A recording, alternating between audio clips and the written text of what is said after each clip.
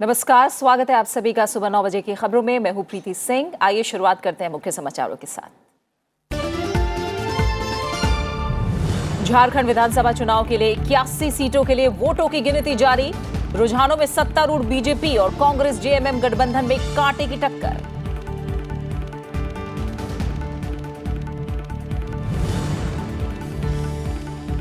Jamshedpur east से मुख्यमंत्री रघुवर दास आगे। दुमका से पूर्व मुख्यमंत्री हेमंत सोरेन को बढ़त।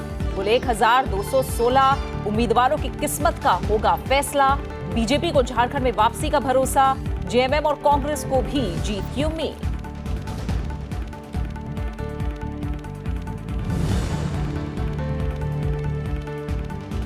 प्रधानमंत्री नरेंद्र मोदी ने नागरिकता संशोधन कानून को लेकर विपक्ष पर लगाया झूठ बोलने का आरोप। दिल्ली के रामलीला मैदान में बीजेपी की धन्यवाद रैली में कहा, एनआरसी पर सरकार ने नहीं लिया अभी कोई फैसला। जनता से शांति बनाए रखने की अपील।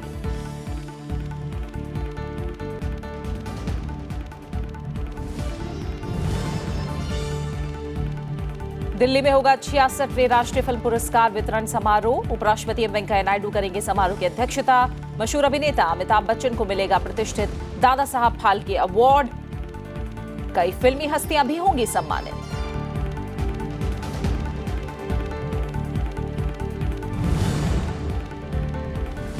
और कटक वनडे में टीम इंडिया की शानदार जीत। वेस्टइंडीज को 4 विकेट से हराकर किया सीरीज पर कब्जा। कप्तान विराट कोहली ने खेली शानदार 85 रनों की पारी।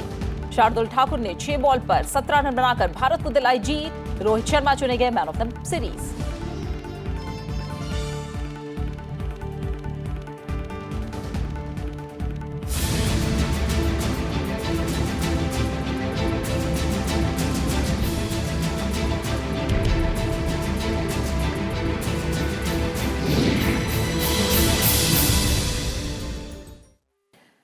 झारखंड की बात सबसे पहले करेंगे, जहां सभी मतगणना केंद्रों पर वोटों की गिनती जारी है और शुरुआती रुझान आना शुरू हो गए हैं। जहां बीजेपी और कांग्रेस जेएमएम गठबंधन में कांटे की टक्कर फिलहाल दिखाई दे रही है। जमशेदपुर ईस्ट से मुख्यमंत्री रघुवर दास आगे चल रहे हैं, जबकि हेमंत सोरेन दुमका सीट और बरहट विधानसभा सीट पर बढ़त बनाए हुए हैं। सबसे पहले पोस्टल बैलेट गिने गए हैं और इसके बाद ईवीएम में दर्ज वोटों की गिनती चल रही है। मतगणना के लिए सभी काउंटिंग सेंटर पर सुरक्षा के कड़े इंतजाम किए गए हैं। मतगणना प्रक्रिया की सीसीटीवी कैमरों से निगरानी भी की जा रही है और अब से कुछ मिनट बाद और ज्यादा रुझान आने लगेंगे।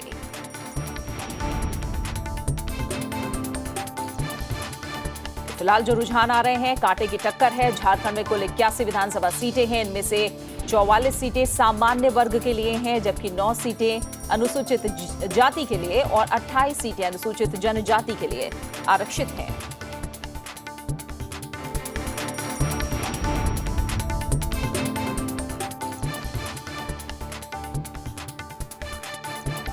झारखंड की 81 सीटों पर 30 नवंबर से 20 दिसंबर के बीच कुल 5 चरणों में मतदान कराए गए हैं। इनमें पहले चरण में 13 सीटें शामिल थीं, जबकि दूसरे चरण में 20 सीटों पर वोटिंग हुई। तीसरे चरण में 17 सीटें, चौथे चरण में 15 सीट, पांचवें और अंतिम चरण में 16 सीटों के लिए वोट डाले गए।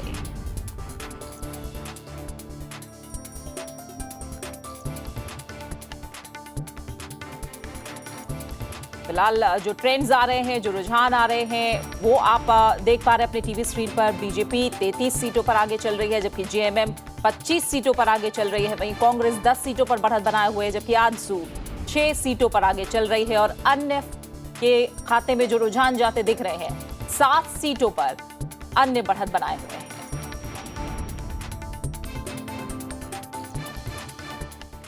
पोस्टल बैलेट की गिनती के बाद अब ईवीएम में दर्ज जो वोट हैं उनकी गिनती शुरू हो गई है और जो शुरुआती रुझान आ रहे हैं वो आप देख पा रहे हैं। बीजेपी 33 सीटों पर बढ़त बनाए हुए है, जबकि झारखंड मुक्ति मोर्चा 25 सीटों पर आगे चल रही है।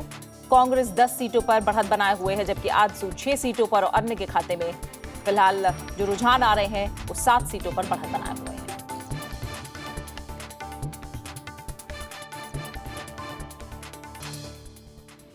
अनु दीवान फिलहाल हमारे साथ जुड़ी हुई हैं, जो कि बीजेपी मुख्यालय दिल्ली से हमारे साथ मौजूद है। अनु, अगर सिंगल लार्जेस्ट पार्टी अभी तक हम ट्रेंड देखें तो 33 सीटों पर बीजेपी फिलहाल आगे चल रही है। बताइए फिलहाल अभी सुबह सुबह माहौल कैसा है वहाँ?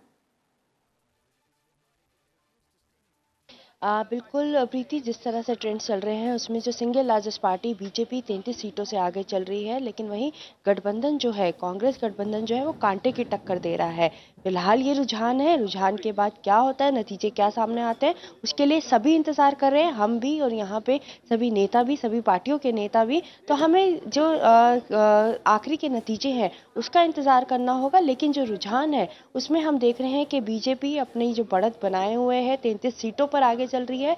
तो ये देगी जो नतीजे आ रहे हैं, जो रुझान आ रहे हैं वो काफ़ी दिलचस्प आ रहे हैं, क्योंकि देखना होगा कि क्या बीजेपी 5 साल बाद दोबारा से झारखंड में अपनी सरकार बनाने में कामयाब होती है। क्या झारखंड का इतिहास एक बार फिर क्या झारखंड का इतिहास बदलता है, ये देखना होगा। ये जो नतीजे हैं काफ़ी दिलचस्प है।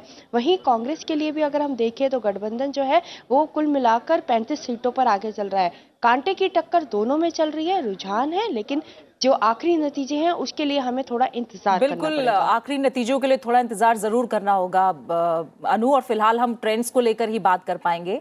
इसीलिए मैं आपसे समझना चाह रही थी कि सुबह सुबह वहां माहौल कैसा है, आप मुख्यालय में मौजूद हैं, क्या कुछ हलचलें वहां दिखाई दे रही हैं, और जो अभी तक के ट्रेंड्स हैं, क्या माने कि एंटी इनकम्बेंसी का फैक्टर नहीं रहा? बिल्कुल प्रीति, अगर सुबह के माहौल की बात करें तो जैसे सुबह पोस्टल बैलेट्स के इंतज़ार के बाद अब जब ईवीएम की गिनती शुरू हो गई है, तो जो प्रवक्ता है उनमें भी एक कॉन्फिडेंस देखने को मिल रहा है, क्योंकि जो रुझान है वो इनकी बीजेपी की बढ़त की तरफ दिखा रहे हैं। वहीं अगर हम एंटी इनकम्बेंसी की बात करें तो जिस तरह से रुझान सामने आ रहे हैं, तो ये देखा जा रहा है कि झारखंड में जिस तरह से 5 साल बीजेपी की सरकार रही है, तो लोगों ने विकास के मॉडल को भी चुना है, उसको ध्यान में रखकर अपना मताधिकार का इस्तेमाल किया है। तो ये सब चीज़ें हमने यहाँ पे देख रहे हैं कि जैसे जैसे रुझान आ रहे हैं, जो मुद्दे पार्टियों ने अपने सामने रखे हैं, किस मुद्दे को अपनाया है, ये हम देख रहे हैं इन रुझानों के जरिए ही, कि लोगों ने जो है विकास के मॉडल को और जो डेवलपमेंट का मॉडल बीजेपी ने आगे रखा है उसको भी सामने रखकर अपने मताधिकार का इस्तेमाल किया है। तो अब ये रुझान के बाद अब कुछ ही समय बाद, कुछ ही घंटों में हम ये कह सकते हैं कि दोपहर तक पूरे नतीजे हमारे सामने आ जाएंगे और ये पता चल जाएगा कि क्या सिंगल लार्जेस्ट पार्टी अपनी सरकार बना पाती है या गठबंधन की जरूरत पड़ती है। तो ये सिर्फ हमें कुछ ही पलों का इंतजार करना पड़ेगा। और अब देख रहे हैं हम कि जो प्रवक्ता है, जो पार्टी नेता है, उनमें भी धीरे धीरे कॉन्फिडेंस बढ़ रहा है, जैसे जैसे रुझान सामने आ रहे हैं। ठीक है अनु, आप बने रहिए हमारे साथ। कांग्रेस मुख्यालय चलते हैं, हमारी संवाददाता कृति मिश्रा वहां पर मौजूद हैं। कृति, आप बताइए कांग्रेस में कैसा माहौल है, और गठबंधन से अलग अब सिर्फ हम अगर कांग्रेस की बात करें तो फिलहाल जो रुझान है 10 सीटें कांग्रेस के खाते में जाती दिख रही हैं, रुझान है जिनमें वो आगे चल रही है 10 सीटों पर। बताइए कैसा माहौल और कितना कॉन्फिडेंस कांग्रेस के अंदर फिलहाल दिखाई दे रहा है?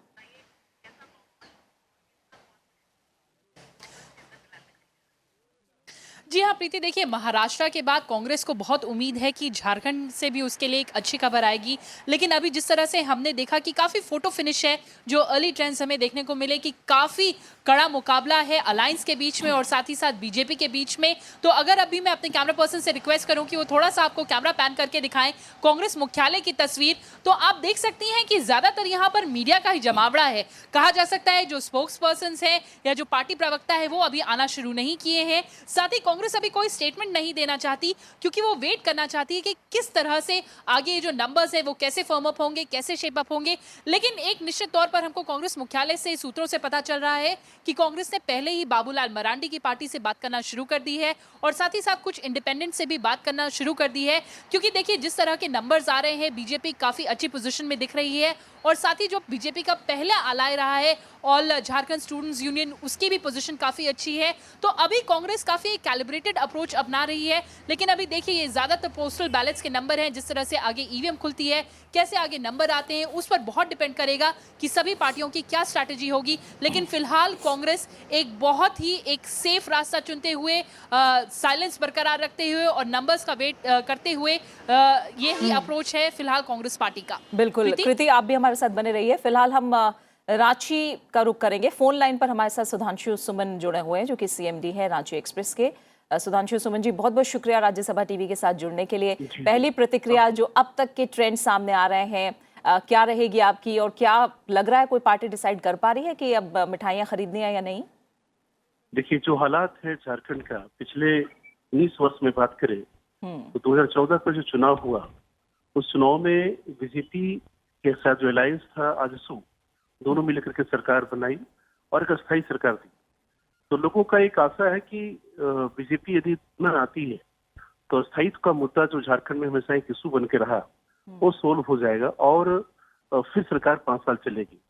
पिछले 14 साल जो झारखंड का जन्म हुआ, उसके बाद जो सूरत हाल हुआ, वो सूरत हाल में हालत झारखंड की ठीक नहीं थी। तो लोगों का एक सबसे बड़ी मुद्दा है यहाँ पे कि अस्थायी सरकार हो। तो बीजेपी पिछले 5 वर्ष में यह साबित करके दिखा दिया। और जो सूरत हाल अभी है, जिस तरह से बीजेपी ग्रेजुअली आगे बढ़ रही है और जिस तरह से बीजेपी शुरुआती रुझान के दौर में लग रहा था कि बीजेपी पीछे जाएगी, लेकिन जो नरेंद्र मोदी जी का एक जो मैजिक चला, जो पूरे देश में चल रहा है, एनआरसी का मुद्दा और सीएबी का मुद्दा, मुझे लगता है कि बीजेपी को कहीं कहीं फायदा पहुंचाएगा। यानी वही बात है कि एंटी इनकम्बेंसी कोई फैक्टर नहीं माना जाए अभी फिलहाल? अभी तो नहीं कर सकते हैं, लेकिन जो सूरत हाल है, जब पूरे सेंट्रल के जितने फोर्सेस थे, माननीय गृह मंत्री, प्रधानमंत्री का जो एक बड़ा यहाँ दौरा हुआ, उसका खासा प्रभाव रहा। लेकिन यह भी कर सकते हैं कि 5 साल में जो काम हुआ है वो सेंट्रल गवर्नमेंट का ही एक मुद्दे को लेकर के यहाँ पे चला गया। हालांकि वही बहुत शुरुआती ट्रेंड्स हैं अभी, और जैसा आप भी कह रहे हैं सुमन जी कि एक तरह से अनिश्चितता जो सरकार को लेकर बनी रही झारखंड में, इसी के मद्देनजर जो 5 साल स्थायी सरकार का दावा बीजेपी ने किया, वो कहीं ना कहीं काम आ रहा है। फिलहाल बहुत बहुत शुक्रिया आपका सुधांशु सुमन जी हमारे साथ जुड़ने के लिए। साथ ही कृति मिश्रा, आपका भी बहुत बहुत शुक्रिया। अनु दीवान, फिलहाल आपका भी बहुत बहुत धन्यवाद इस तमाम अपडेट को हम तक पहुंचाने के लिए। और खबरें जारी हैं, फिलहाल एक छोटे से ब्रेक के लिए रुक रहे हैं, जल्द वापस लौटेंगे।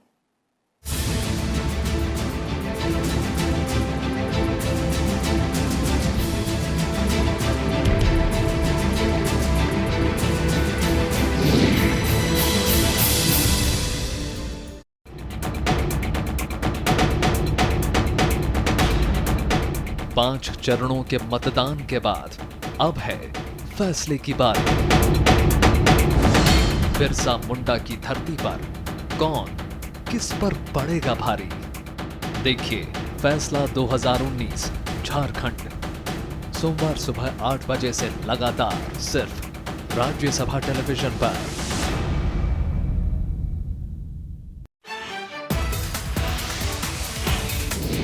On this edition of India's World, we will analyze the second 2+2 dialogue between India and the United States. The United States has supported India's membership of the NSG and also said that it favors a permanent role for India in a reformed Security Council. That we are now 95% of the way to a final agreement to get trade off the table and allow us to move forward in other areas which the 2+2 covers. Chinese have always been thinking of the South China Sea as being China Sea or the East China Sea. I mean, they want to lay claim to the whole thing, and that is not going to be permitted. They have been very active there. They have actually set up a no-flying zone over there. And they've been tailing American aircraft, American ships. They have tailed Australian ships.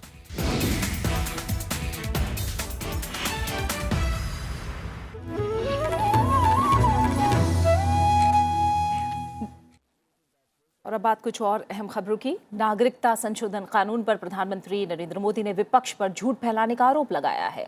रविवार को रामलीला मैदान से सीधा संदेश देते हुए प्रधानमंत्री नरेंद्र मोदी ने कहा कि विपक्ष झूठे वीडियो सोशल मीडिया पर डालकर झूठ फैलाने का काम कर रहा है।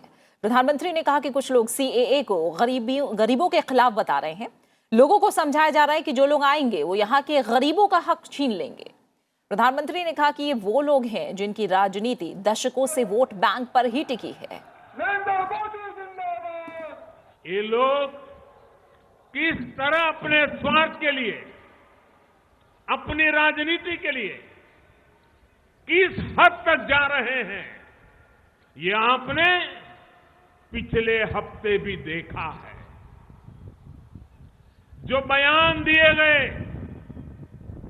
जिस तरह लोगों को भड़काया गया उकसाने वाली बातें कही गई,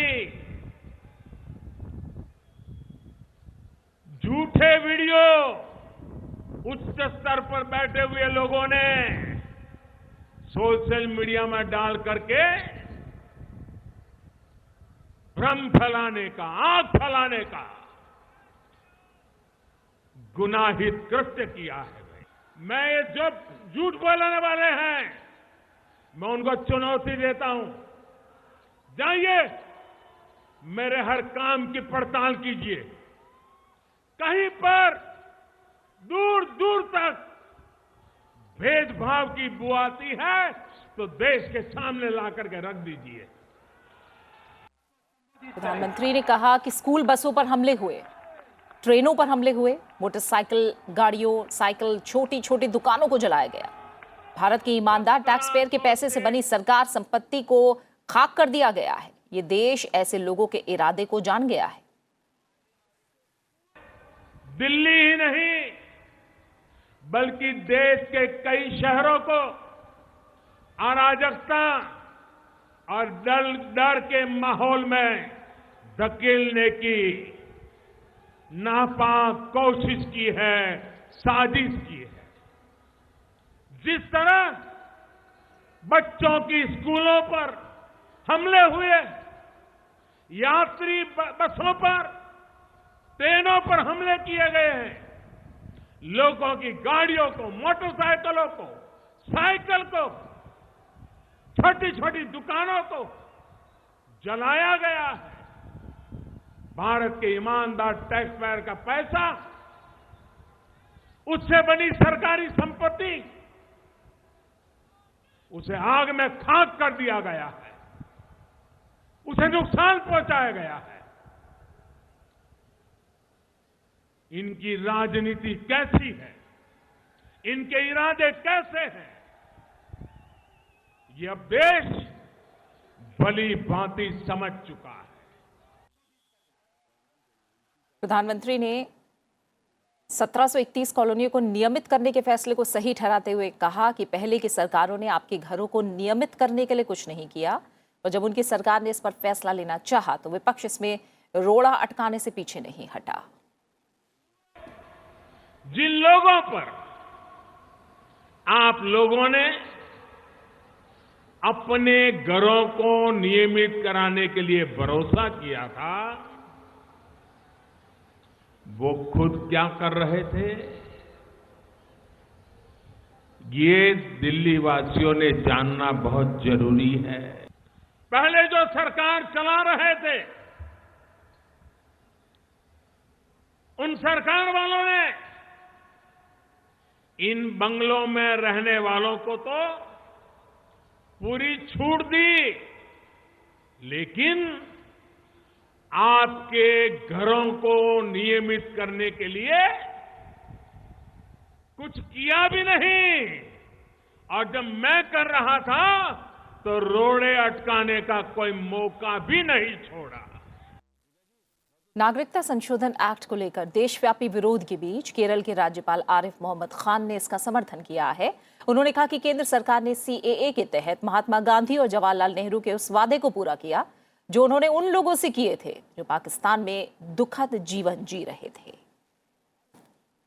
ये कानून केवल कानूनी तौर पे मूर्ति रूप दिया गया है उस आश्वासन को, जो आश्वासन महात्मा गांधी ने, पंडित जवाहरलाल नेहरू ने, कांग्रेस पार्टी ने, डॉक्टर राजेंद्र प्रसाद जी ने, मौलाना आजाद ने जो बात 1947 में कही थी, जो पाकिस्तान में अल्पसंख्यक थे, उन्होंने विभाजन की मांग नहीं की थी, और विभाजन के बाद उनको दूसरे दर्जे के शहरी हो गए, वो उनको अपमान किया गया, उनकी जान, उनका माल खतरे में।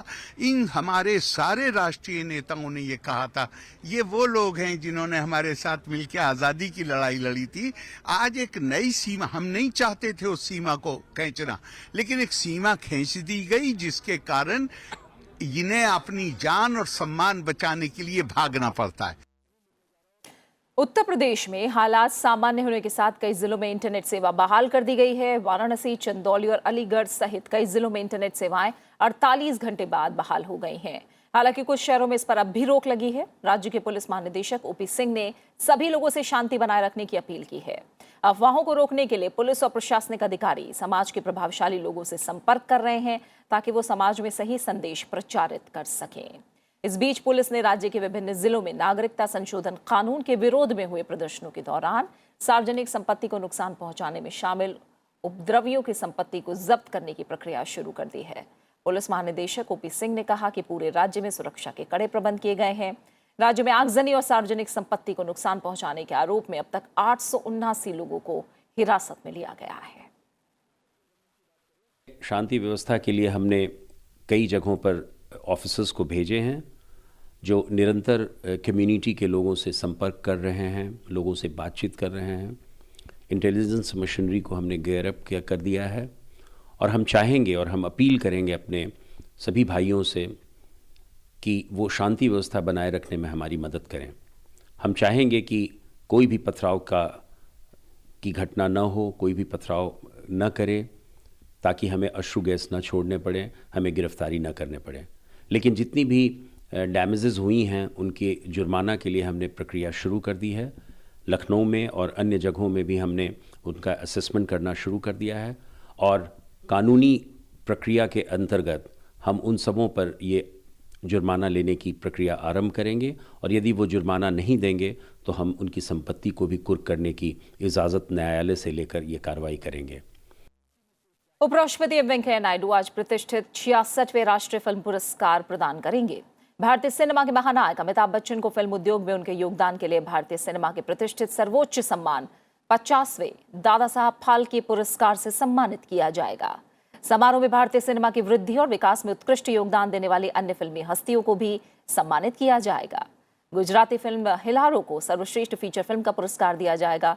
वहीं आयुष्मान खुराना को फिल्म अंधाधुन और विकी कौशल को Uri the surgical strike film के लिए सर्वश्रेष्ठ अभिनेता का पुरस्कार दिया जाएगा। फिल्म बधाई हो को सर्वाधिक लोकप्रिय फिल्म चुना गया है। उपराष्ट्रपति एम वेंकैया नायडू, केंद्रीय सूचना और प्रसारण मंत्री प्रकाश जावड़ेकर और अन्य वरिष्ठ गणमान्य व्यक्तियों की उपस्थिति में ये पुरस्कार दिए जाएंगे। राष्ट्रीय फिल्म पुरस्कारों का चयन एक स्वतंत्र और निष्पक्ष जूरी द्वारा किया जाता है जिसमें मशहूर फिल्म निर्माता और फिल्मी हस्तियां शामिल होती हैं।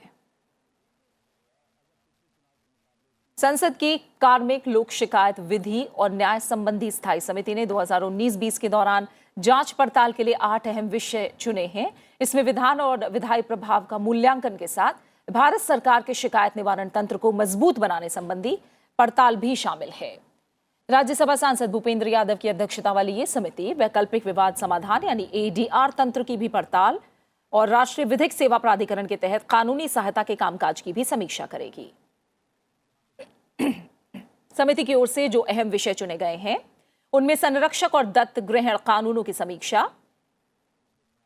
राष्ट्रीय प्रशिक्षण नीति के कार्यान्वयन में चुनौतियां, भारत सरकार के शिकायत निवारण तंत्र की मजबूती, पेंशन भोगियों की शिकायतें और केंद्रीय निगरानी प्रणाली का प्रभाव, सामान्य भविष्य निधि और केंद्रीय सरकारी कर्मचारी समूह बीमा योजना का कार्यान्वयन, विधान और विधायी प्रभाव मूल्यांकन की भारत में स्थिति और आगे का रास्ता है।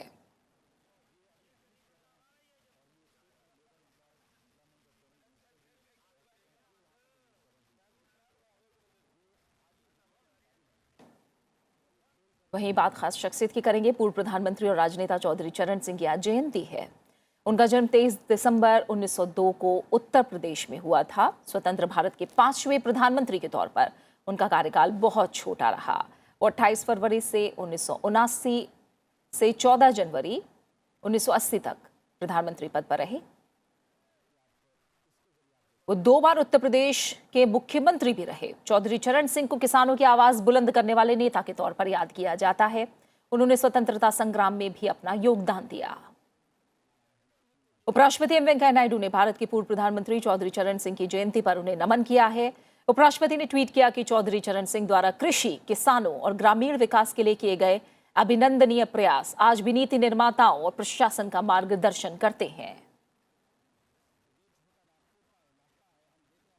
उपराष्ट्रपति ने किसान दिवस पर देश के किसानों, उनके श्रम पुरुषार्थ का कृतज्ञतापूर्वक अभिनंदन किया है। उपराष्ट्रपति ने ट्वीट किया कि संपूर्ण राष्ट्र 2022 तक किसानों की आमदनी को दुगना करने के लिए संकल्पबद्ध है।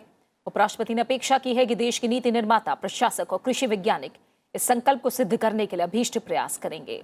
युवा उद्यमी कृषि आधारित उद्योगों को नवाचार और नवोन्मेषण के लाभ पहुंचाएं और कृषि उत्पादों को बाजार से जोड़ें। किसानों को लाभकारी मूल्य सुनिश्चित करें।